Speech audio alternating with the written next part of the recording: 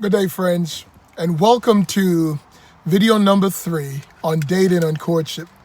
The last time we discussed the fascinating facts about the evolution of dating and courtship, and we continue our discussion with item number 6.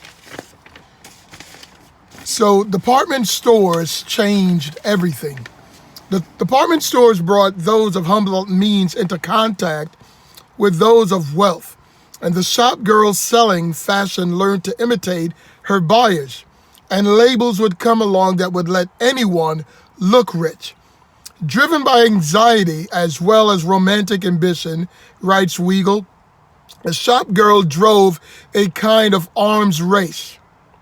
The more effectively she sold fashion and beauty culture to her clients, the more mandatory participation in that culture became. It was just what the economy needed. Item 7. Wearing makeup has its roots in dating. Before the 1900s, the only women who wore painted faces were actresses and prostitutes. Previously a natural look, it was said, demonstrated clean living. To make their product mainstream, the cosmetics industry renamed their goods makeup with the lofty, admirable goal of making oneself up to express femininity. Think about that.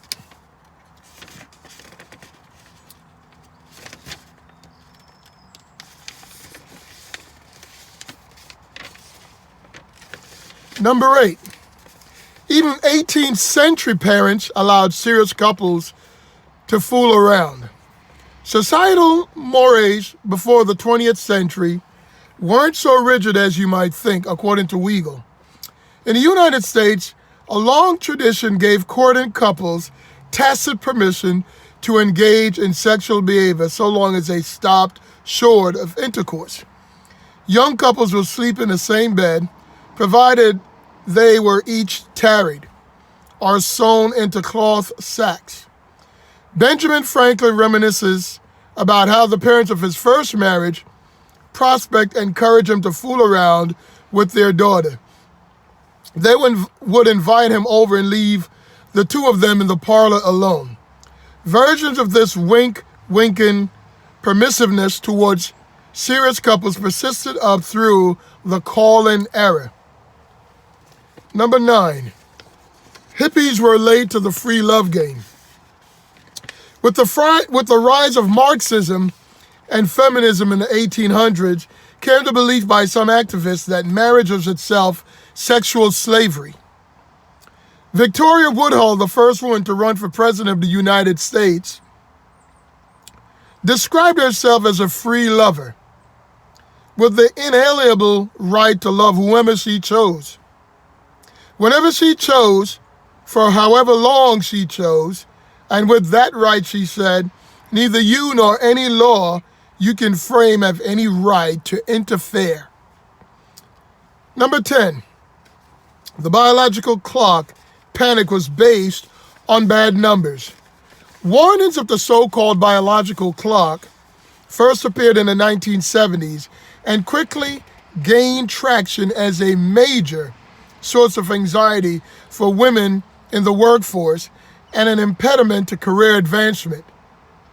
A direct sexism came with this. The male biological clock was ignored completely, giving men all the time in the world to play the field. But heavily quoted clock statistics were tragically flawed, drawn from French birth records from 1670 to 1830. As one journalist explained, millions of women are being told when to get pregnant based on statistics from a time before electricity, antibiotics, or fertility treatment. Now, I thought that it was important to present this information, whether it was moral or immoral. But I must say that, there are certain things we see here, as we saw back in this study, that, having relations with someone before you're married is just simply immoral. You know, it has nothing even to go, to do with even your faith.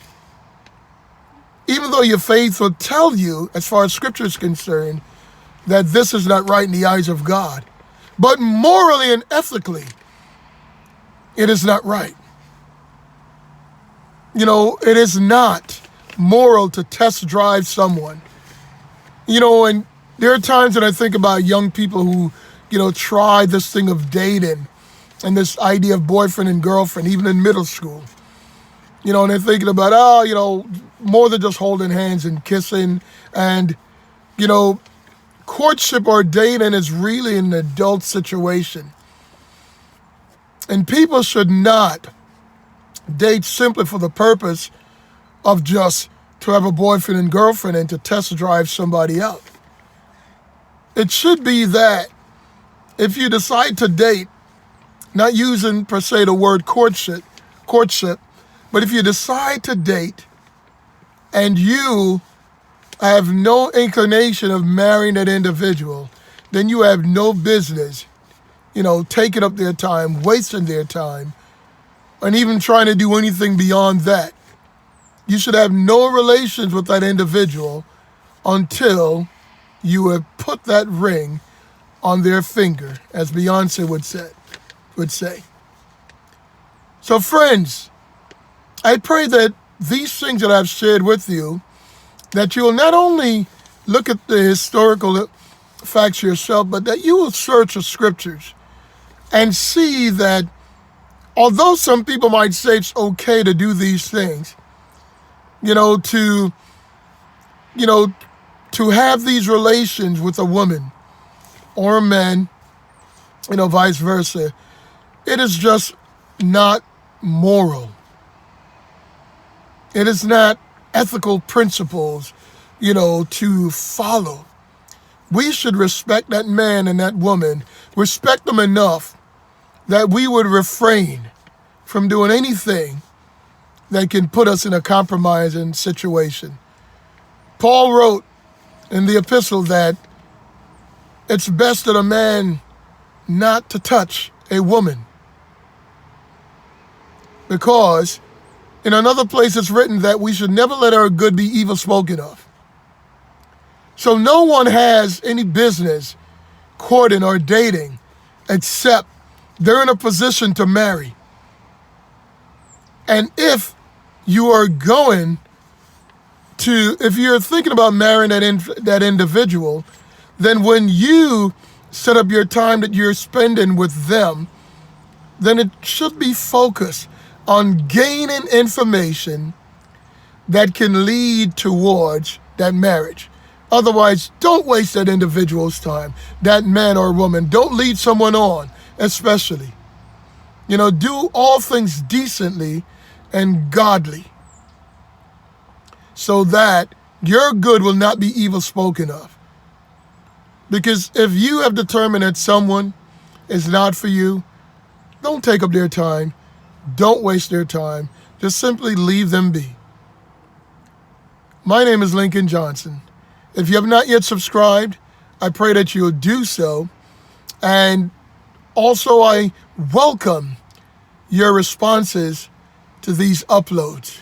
God bless you today. Take care, my friends.